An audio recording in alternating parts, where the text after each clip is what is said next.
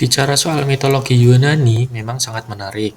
Tidak hanya menghadirkan rasa penasaran akan kisah para dewa yang ada, mitologi Yunani juga sering memberikan nuansa petualangan yang seru dan menegangkan. Perjalanan jauh melawan para monster dan para dewa seringkali membuat orang takjub dan terpesona, apalagi dengan teknologi perfilman saat ini yang sudah semakin canggih sehingga banyak orang menjadi tambah tertarik dan penasaran. Berikut ini ada daftar film bagus tentang mitologi Yunani yang pastinya akan menghibur kamu semua. Yang pertama ada Immortals. Ceritanya dahulu kala sebelum manusia ada, pernah terjadi peperangan di surga antara para dewa dan para titan. Singkat cerita, para dewa berhasil menang melawan para titan, dan kini para titan telah dipenjara di dalam gunung Tartarus selama ribuan tahun. Suatu hari, seorang raja bernama Hyperion berniat melawan para dewa dan menghancurkan kekuasaan para dewa. Ini dikarenakan dahulu kala Hyperion punya masa lalu kelam di mana keluarganya yang sakit tidak disembuhkan oleh para dewa, meskipun Raja Hyperion sudah sangat memohon dan berdoa kepada para dewa. Raja Hyperion beserta tentara sedang mencari panah Epirus yang dikatakan punya kekuatan luar biasa. Orang yang memegang panah Epirus akan bisa melepaskan para Titan dari penjara di Gunung Tartarus, sehingga para Titan bisa membalas dendam kepada para dewa yang telah memenjarakan mereka. Nah, tokoh utama dari film ini adalah seorang pria bernama Theseus, yang telah dipilih dan dibimbing Zeus sejak dari kecil. Para dewa harus percaya kepada Theseus untuk mengalahkan Raja Hyperion, karena menurut hukum kuno, para dewa tidak diperbolehkan ikut campur dalam urusan manusia.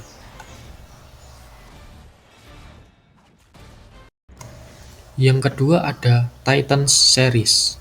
Film Titans Series sejauh ini terdiri dari dua film, yaitu Clash of the Titans dan Wrath of the Titans. Film pertama bercerita tentang petualangan seorang manusia setengah dewa bernama Perseus untuk membalas dendam kepada dewa penguasa neraka bernama Hades, karena keluarga Perseus telah dihabisi. Film kedua bercerita tentang satu dekade setelah kejadian di film pertama, di mana para Titan, makhluk yang lebih kuat dari para dewa, mulai bangkit dari penjara. Ini dikarenakan umat manusia banyak yang tidak percaya dengan dewa lagi dan berhenti menyembah para dewa, sehingga membuat kekuatan para dewa melemah. Kalau sampai para Titan bangkit, maka akan terjadi kehancuran besar di mana-mana. Mengetahui keadaan ini, Perseus tidak bisa tinggal diam dan harus ikut campur. Menurut saya, Titan Series ini adalah film-film mitologi Yunani terbaik. Unsur petualangan sang tokoh utama dibantu oleh para dewa lainnya, dan juga saat ia berhadapan dengan para monster mitologi cukup seru untuk diikuti. Yang ketiga ada Percy Jackson Series. Film Percy Jackson Series sejauh ini terdiri dari dua film, yaitu Percy Jackson and the Olympians, The Lightning Thief, dan Percy Jackson Sea of Monsters. Jadi ceritanya itu para dewa Yunani seperti Zeus, Poseidon, Ares, dan lain-lain itu punya anak setengah manusia. Mungkin mereka kawin dengan manusia sehingga menghasilkan anak. Dan tidak hanya anak, bahkan sampai anak cucu. Nah, anak-anak setengah dewa yang masih remaja ini bersekolah di sebuah pulau khusus yang terlindung dan tersembunyi. Petualangan mereka diwarnai dengan konflik karena ada dewa Hades yang jahat dan anak-anak dewa yang bandel. Kalau dari elemen petualangannya sih seru. Cuma nggak tahu kenapa saya agak kurang suka dengan film-film remaja. Lalu seperti biasa, film-film ini kan adaptasi dari novel. Nah, biasanya para pembaca novelnya agak kurang suka dengan film hasil adaptasinya. Wajar sih, para pembaca kan punya imajinasi masing-masing. Kalau filmnya jauh dari imajinasinya, pasti bakalan nggak sreg di hati. Atau mungkin filmnya nggak sesuai dengan cerita yang di novel.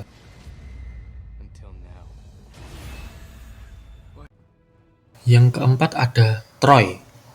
Untuk teman-teman anak IT mungkin udah banyak yang tahu tentang kisah ini, karena secara sejarah yang dibahas di film ini merupakan asal-usul dari nama malware bernama Trojan Horse.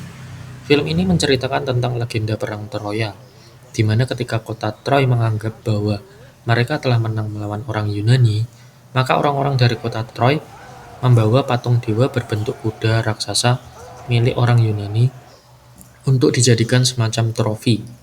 Jadi kebiasaan di zaman dulu itu kalau menang perang, patung dewa musuh dibawa pulang ke rumah sebagai pajangan atau hiasan. Hanya saja orang-orang di kota Troy tidak tahu kalau sebenarnya di balik patung dewa itu berisi pasukan Yunani yang kemudian di malam hari membantai seluruh isi kota Troy saat masyarakatnya sedang mabuk merayakan pesta. Ada beberapa tokoh utama di film ini. Seluruh film memperlihatkan pertarungan dan perjuangan mereka, serta bagaimana takdir membawa perjalanan mereka. Yang kelima ada Hercules. Berlatar pada tahun 1400 sebelum Masehi, hiduplah manusia setengah dewa, anak dari Zeus, yaitu Hercules. Hercules adalah pahlawan yang perkasa, terkenal, dan sudah tak terhitung lagi berbagai monster mengerikan yang berhasil ia kalahkan. Walaupun punya reputasi yang keren, Hercules menampaknya tidak hidup bahagia karena selalu dihantui oleh masa lalunya yang kelam. Semuanya berubah ketika Raja Tris dan putrinya meminta bantuan kepada Hercules untuk mengalahkan suatu pasukan jahat.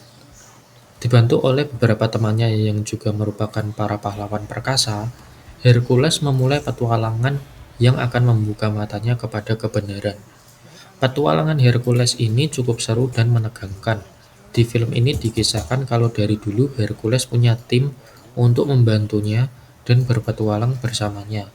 Jadi yang jago berantem bukan Hercules aja, cuman ya Hercules yang punya kekuatan dewa.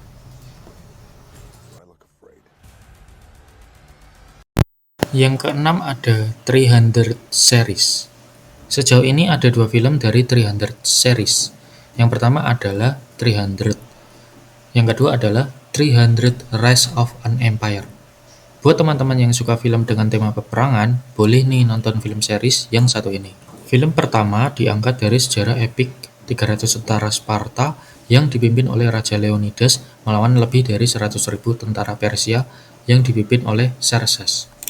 Film kedua berkisah tentang jenderal perang Yunani bernama Themistokles yang menceritakan sedikit masa lalu dari film pertama, yaitu ketika Themistokles membunuh ayah dari Xerxes dan berperang melawan tentara Xerxes setelah Leonidas dan pasukannya kalah. Action di film ini sangat keren menurut saya pribadi.